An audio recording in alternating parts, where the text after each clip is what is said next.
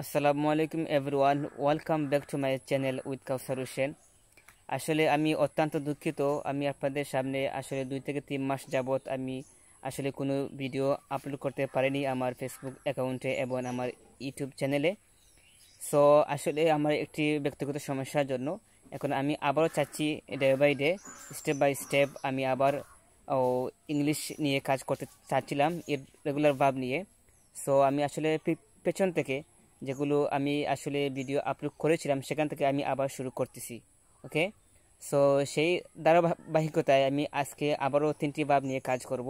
Number 1 is run, number 2 is swim, number 3 is Singh. আমি 3টি ভাব আসলে 3টা ফর্মে কিভাবে বাক্য তৈরি করা যায় আমি 3টা ফর্মে আমি আপনাদের সামনে উপস্থাপন করব। তাহলে নাম্বার 1 ইজ রান। রান এই শব্দ হচ্ছে প্রেজেন্ট টেন্স। এই রানকে যদি আমি পাস্ট টেন্সে আমি বলি তাহলে আমাকে বলতে হবে রান।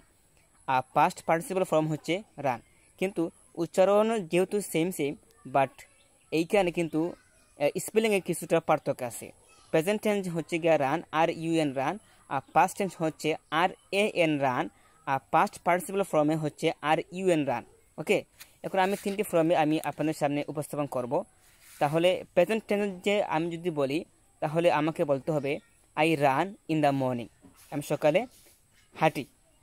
আর যদি আমি বলি আমি পাস্ট টেন্সে বলি তাহলে আমাকে বলতে হবে yesterday I ran in the morning, or yesterday I ran on the road. Okay, এরপর হচ্ছে পাস্ট পার্টিসিপল ফর্ম। আপনারা সবাই জানেন যে, বা অনেকে আসলে জানেন না, পাস্ট পার্টিসিপল ফর্মে বলতে হলে অবশ্যই আপনাকে হ্যাভ বা হ্যাজ ইউজ করতে হয়। এটা আসলে সাবজেক্ট অনুযায়ী। তাহলে আমি যদি বলি I have ran in the morning, I have ran in the morning, আমি সকালে হেঁটেছি। Number 2 is swim. সুইম শব্দ অর্থ হচ্ছে গিয়ে সাঁতার কাটা, আমরা সবাই জানি, কিন্তু 3টি ফর্মে কীভাবে বলতে হয় সেটা আসলে অনেকে জানে না। তাহলে আমি বলি I swim in the pond, I swim in the pond, এইটা হচ্ছে গিয়া প্রেজেন্ট টেন্স। এখন যদি আমি পাস্ট টেন্সে বলি তাহলে আমাকে বলতে হবে I swamp in the pond, I swamp in the pond. এখন যদি আমি পাস্ট পার্টিসিপল ফর্মে বলি তাহলে আমাকে বলতে হবে I have swamp in the pond, I have swamp in the pond. এখন নাম্বার 3 হচ্ছে সিং। আমি যদি বলি প্রেজেন্ট টেন্সে বলি I sing a song, I sing a song many programs, আমি বিভিন্ন প্রোগ্রামে আমি গান গাই। এখন যদি আমি পাস্ট টেন্সে বলি তাহলে আমাকে বলতে হবে I স্যাং a song many programmes. ঠিক আছে, এখন যদি আমি বলি পাস্ট পার্টিসিপল ফর্মে বলি তাহলে আমাকে বলতে হবে I have sang a song many programmes. ঠিক আছে, এইভাবে আমরা ভাব নিয়ে কাজ করতে পারি। ভাব যদি আমরা ভোকাবুলারি না শিখি, এর রেগুলার ভাব আমরা যদি না শিখি তাহলে যে কোনো ক্ষেত্রে আমরা মানুষের সামনে যদি ইংলিশ বলতে হয় তাহলে আমরা অনেক সময় অনেক সমস্যার সম্মুখীন হব।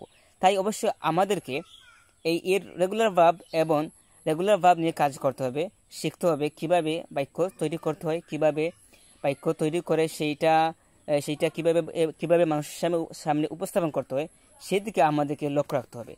সেই দিক বিবেচনা করে আমি আসলে এই সমস্ত ভিডিও নিয়ে কাজ করি যাতে আপনারা ইংরেজিটা শিখতে পারেন খুব সহজে। তাই অবশ্যই আমার এই ইউটিউব চ্যানেলকে আপনারা লাইক, কমেন্ট এবং শেয়ার এবং সাবস্ক্রাইব করে আমার পাশে থাকবেন। ঠিক আছে, আজকে এই পর্যন্ত। আর আপনারা অবশ্যই 5টা ওয়াক্ত নামাজ পড়বেন, আমার জন্য দোয়া করবেন, দেশের জন্য দোয়া করবেন, বিশ্বের মুসলমানদের জন্য দোয়া করবেন। আজকে এই পর্যন্ত। আসসালামু আলাইকুম।